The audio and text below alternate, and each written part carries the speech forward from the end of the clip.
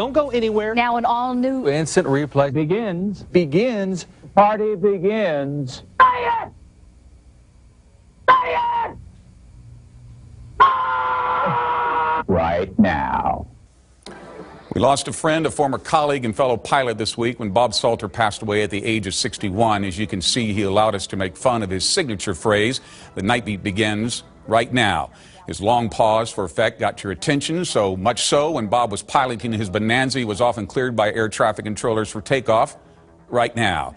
He took us to number 1 in 1995. In fact, the picture you'll see here in just a minute was taken the night we celebrated with our late news director, Jim Boyle. The team of Bob, Karen Gallagher, and Steve Brown. It was a milestone in all of our careers, and Bob was a big part of that. Bob is the reason why I became a pilot, challenging me to get my license in the early 90s. He would get his if I would get mine. We did. He even got me my first instructor, Jim Transu, who I suspect got tired of my lousy landings, passed me off to Simon Lugg and later Walter Razavi. We all knew Bob, how talented he was on the air and in the air. I once asked him what he made on his instrument written exam, and Bob's response, "Greg, you can tie me, but you can't beat me." Seriously, you aced it 100? Who does that? Bob did. He did everything full throttle. We'd often pass each other in the night, in the air, and say hello on the radio. Bob saving someone's life as a medical helicopter pilot, me just on a pleasure flight with air traffic controller Jeff Amy wishing us all a safe flight.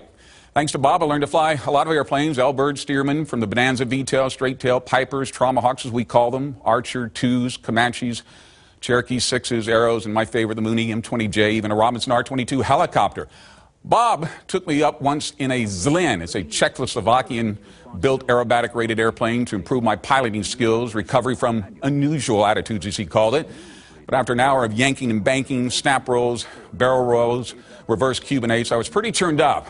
After we landed in Seguin, I backed down the wing, still wearing my parachute, fell on my back on the tarmac.